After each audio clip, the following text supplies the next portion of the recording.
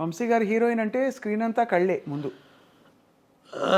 అంటే తనను చూపించిన వరకు సరే, కొంతమందిని పొరపాటుగా చూపించాను, కొంతమందిని అలా చూపించకూడదు.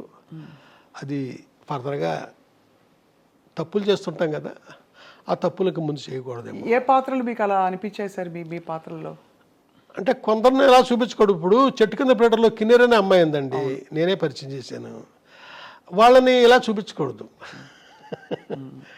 అలాగా మళ్ళీ కనకమహాలక్ష్మి రికార్డ్ డ్యాన్స్ టూప్ అనే సినిమా ఉంది, ఆ హీరోయిన్ చూపించచ్చు, బాగుంటుంది ఆ అమ్మాయి.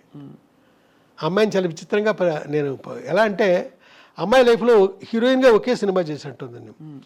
ఏదో తమిళ సినిమాలో చెల్లెలి వేషం వేసిందండి. అది ఏవిఎం వాళ్ళ థియేటర్ ఉంది, ఏవిఎం స్టూడియో వాళ్ళ థియేటరు, అది ఏవిఎం రాజేశ్వరరావు ఏమో గుర్తులేదు. అక్కడ చూశానండి, విశ్వ గారి సినిమా నాకు గుర్తు. చెల్లెలి వేషం వేసింది ఒక అమ్మాయి. ఈ అమ్మాయి బాగుందే, హీరోయిన్ చేసేద్దాం అనుకుని హీరోయిన్ చేస్తాను. ఏం చూసేవారు సార్ అప్పట్లో మీరు హీరోయిన్ కోసం? అంటే ఏ గుణగణాలు ఉంటే ఈ అమ్మాయి నా కథలకి ఇముడుతుంది అని అనిపించేది? అంటే ఏమీ లేదు, నా కథలో నా క్యారెక్టరైజేషను నా మైండ్లో ఉండేదండి. దాన్ని మనసులో పెట్టుకునే వెతుక్కునేవాడిని నేను. ఓహో. వెతుక్కునే నేను. భారతరాజు గారు మా గురువు గారండి, అంటే మా గురువుల్లో ఆయన ప్రధానమైన గురువు. ప్రపంచంలో ప్రతి మనిషి ఆర్టిస్టేరా, ఆ క్యారెక్టర్ వాడు సూట్ అయినప్పుడు. ప్రతి అమ్మాయి హీరోయిన్ రా, ఆ క్యారెక్టర్కి అమ్మాయి సూట్ అయినప్పుడు అనే మాట, అన్న మాట నాలో బాగా బలంగా పనిచేస్తుందండి. సో ఆ కోణం నుంచే చూసేవారు. కానీ బాపు గారికి చారెడు బారెడు పిడికెడు ఇలా కొన్ని ఒక్కొక్క కళాత్మక దర్శకులకి ఒక్కొక్క అలంకరణ ఇలాంటిది ఉంటుంది. అలా వంశీ గారికి చెప్పాలంటే ఏం చెప్పాలి? ఏమో నేను చెప్పేశాను మీకు ఆల్రెడీ.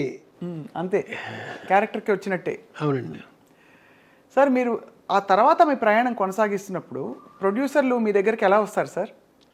మోస్ట్లీ నా దగ్గరికి కొత్త వాళ్ళే వచ్చారండి అప్పటి నుంచి ఇప్పటిదాకా. తర్వాత వాళ్ళు పాపులర్ అవ్వచ్చు. ఎవరండి, మన స్రవంతి రవికిషోర్ గారు ఆనాడు లేడీస్ స్టైల్ తీసినప్పుడు ఆయన కొత్త ప్రొడ్యూసరే కదా. ముగ్గురులో ఆయన ఒక ఆయన. ఆ తర్వాత పెద్దవాళ్ళు అయ్యారు, వేరే సంగతి. నా దగ్గరికి కొత్త వాళ్ళే ఎక్కువ వచ్చారండి. పాత వాళ్ళు నన్ను అప్రోచ్ అయిన దాఖలాలు లేవు.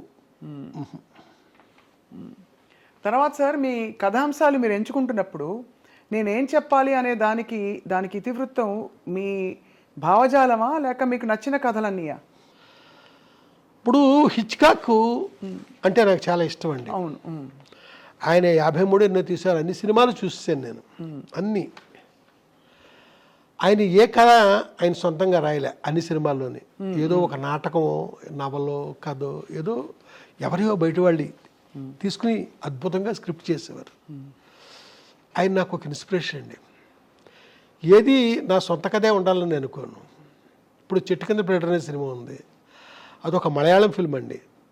దాంట్లో చాలా సీరియస్గా ఉంటాడు హీరో మమ్ముట్టి, హీరోయిన్ ఉండదు ఆ కథలో. కామెడీ అనేది ఎక్కడ లేదండి, మొత్తం సీరియస్గానే ఉంటాడండి. ఆ సినిమా మలయాళంలో పెద్దగా ఆడిన ఇది కూడా లేదు. దాన్ని మేము తీసుకుని తెలుగుకి హ్యూమరు అంతా అద్భుతంగా జాయిన్ చేసి, దాంట్లో పాత సామాన్లు కొంటామని ఒక క్యారెక్టర్ ఉంటుందండి. అది మహా అద్భుతంగా ఆ కామెడీ అంతా మేము చేసామండి. చాలా అద్భుతంగా తనికెల భరణి దానికి వర్క్ చేయడం జరిగిందండి. అయితే ఇది అప్రస్తుతమేమో ఇప్పుడు నేను మాట్లాడేది. ఆ చిటికల పీరియడ్ సినిమా ఆర్ఆర్ జరుగుతున్నప్పుడు ఇళయరాజా గారు నా కేసు చూసి, ఇది కూడా హిట్ అయ్యే సినిమాలాగా ఉందరా అన్నారు. ఎలా అన్నారో మరి. ఆ సినిమాలో ఆ డ్రామా కానీ ఏం కానీ, ఆ ఊర్వశి శరత్ బాబు వాళ్ళ క్యారెక్టర్స్ అదంతా ఆ సినిమా అనుకున్నంతగా ఆడింది. అద్భుతమైన పాటలండి. అంటే నా ప్రతి సినిమాలో పాటలు బాగుంటాయి, అది వేరే సంగతి. దాంట్లో కూడా చాలా బాగుంటాయండి పాటలు, మంచి మంచి పాటలు ఉన్నాయి. ఆ సినిమా ఒక మోస్తరుగా ఆడడానికి కారణం హీరోయిన్ అండి.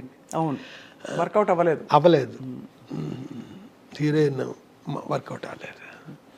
మీవి ఒక మోస్తరుగా ఆడిన సినిమాలని చెప్పినా ప్రేక్షకుల వరకు అవి హిట్ సినిమాలే సార్. ఎందుకంటే ప్రతి సినిమాకి ఒక ముద్ర ఉంది. వంశీ గారి ముద్ర. అంటే మీరు ఇలా మాట్లాడుతూ ఉంటే నాకు ఒకటి గుర్తొస్తుందండి. ఒక మోస్తరుగాడిన ఒక సినిమాకి ఎంతమంది ఫ్యాన్స్ ఉన్నారో తెలియదు. ఆ సినిమా పేరు శ్రీ కనకమహాలక్ష్మి రికార్డింగ్ ఇన్స్టిట్యూట్. చాలా మంది ఫ్యాన్స్ ఉన్నారు. ముందు మా అన్నయ్య మా ఇంట్లో మొదలు పెడితే ఆయన పదే పదే పదే ఆ సినిమా వేసుకుని చూస్తారు. అది ఆ సినిమాకి అమెరికాలో అది ఎంతమంది ఫ్యాన్స్. అవును, మీకు సంగతి తెలుసా? చెప్పండి సార్. 23 రోజుల్లో తీశాను ఆ సినిమాని. Only 23 days. ఎలా సార్? అంటే ఇప్పుడు కెమెరాలు అయ్యి ఇలా వచ్చేసి కదా ఆన్లైన్, అప్పుడు లేవు కదా. ఆ రోజుల్లోనే 3 కెమెరాలు పెట్టి మొత్తం ఫుల్ సాంగ్ రిహార్సల్ చేయించేసి 3 కెమెరాలు పెట్టి సౌండ్ స్టార్ట్ చేసి ఎండ్ అయ్యేసరికి పాట అయిపోయింది. అబ్బో, అప్పుడు ఆ రోజుల్లో. ఇది ఎప్పుడు 86 ఇవన్నీ అప్పుడే చేసి. కానీ అంటే 23 రోజులు షూటింగ్ టైము, అంతకుముందు ప్రిపరేషన్, ఆర్టిస్టులకు చెప్పడాలు, ఇంత హడావుడి ఉండేదా? అక్కడికక్కడేనా? అక్కడికక్కడే అంతాను. ఆ కోట శ్రీనివాసరావు వాళ్ళంతా బిజీగా ఉన్న రాళ్ళపల్లి వాళ్ళంతా మళ్ళీ మన దగ్గరికి రిహార్సల్ చేయడానికి లేకపోతే మనకి వినడానికి వస్తారా? అబ్బే, స్పాట్కి వచ్చి అక్కడే. మీరు చిత్రీకరించిన హీరోయిన్స్లో సార్ మోస్ట్ బ్యూటిఫుల్ ఎవరు? ఇది అడగలేక ఆపుకోలేక అడుగుతున్నా. అంటే ఒకే మనిషి అండి, ఇంకెవరూ లేరు. భానుప్రియ గారితో మీ ప్రయాణంలో ఆవిడకి మీరు నేర్పించిన నటన మెళుకువలేంటి? అంటే ఎందుకంటే ఆవిడ ఒక ఫ్రెష్ ఫేస్, రంగు తక్కువ. ఇది కూడా గతంలో అక్కడక్కడ చెప్పారు, పూర్తిగా కాదు. కానీ రంగు తక్కువ. ఎలా కన్విన్స్ అయ్యారు మీరు అంతటి ఒక అందగత్తె అవుతుంది ఈవిడ అని? ఆ తర్వాత ఆవిడ ఒక ట్రెండ్ సెటర్, స్వర్ణకమలం కావచ్చు, తర్వాత ఇతర సినిమాల్లో కూడా. ఏమో అండి, నాకు అనిపించిందండి ఆ మనిషి గురించి. నేను ఏదైతే ఫీల్ అయ్యానో ఆ ఫీల్ నిజమైంది అంతే. ఆ మనిషిని నేనే మళ్ళా నాతో పాటు కెమెరామెన్ కూడా కన్విన్స్ కాలేదు ఆ మనిషిని హీరోయిన్ అంటే. అవును, అది కూడా చెప్తే ఆ మధ్య అతనికి ఎక్కడ కోపం కూడా వచ్చింది. ఎవ్వరూ కాలేదండి. ఏమన్నారు? అతను అంటాడు, ఆ తెల్ల గులాబీలు అనే సినిమాకి ఇతనే కెమెరామెన్, ఆ అమ్మాయి బాగుంటుంది, ఆ అమ్మాయిని పెట్టి అంటాడు. అమ్మాయి పేరు కల్పన, ఇళవరసి అండి తమిళ్లో. లేదు, నాకు ఈ మనిషే బాగుంది. ఆ తర్వాత కొంతమంది మొన్న సినిమా ఒక మోస్తరుగా ఆడింది, ఇది ఏదో బంగారు లాంటి ఛాన్సు, శంకరాభరణం తీసిన కంపెనీ వాళ్ళు ఇచ్చారు నీకు ఛాన్సు, దీన్ని సద్వినియోగం చేసుకో. ఏంటి ఆ నల్లటి మేడుగుడ్లు దాన్ని పట్టుకుని విశాల నేత్రలు అంటావేంటి? ఇలా మాట్లాడారండి కొంతమంది. నాకు ఆ అమ్మాయే బాగుంది. అయితే ప్రొడ్యూసర్స్ వాళ్ళు బాగుందన్నానికి కారణం ఏంటంటే, 7 స్టార్స్ కలర్ ల్యాబ్ అని ఉస్మాన్ రోడ్లో ఘంటసాల గారి ఇంటి దగ్గరలో ఉందండి. అక్కడ పెద్ద పెద్ద ప్రింట్లు వేయించేసానండి. ఈ అమ్మాయి ఫోటో సెషన్ పెట్టి స్టిల్స్ తీసాను కదా, ఆ పెద్ద ప్రింట్లు వేసాను, వేయించి ప్రొడ్యూసర్ గారి ఇంట్లో పెట్టానండి. ఓ రోజున విశ్వనాథ్ గారు ఏదో పనుండి వచ్చారు అక్కడికి.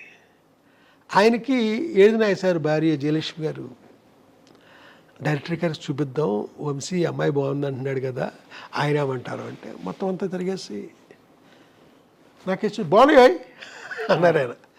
ఒకసారి ఆ మాట ఆయన అనేసరికి వాళ్ళ ఇంట్లో వాళ్ళంతా థ్రిల్ ఆవిడ తలుపు వెనకాలండి మన నాగేశ్వరరావు భార్య, ఆ అమ్మాయికి కొంచెం మెల్లనుకుంటానండి అంతే. మెల్లైతే అదృష్టం కదా అని వెళ్ళిపోయారు. ఓహో, అంతేనండి, అక్కడతో సెట్ సెట్ అయిందండి.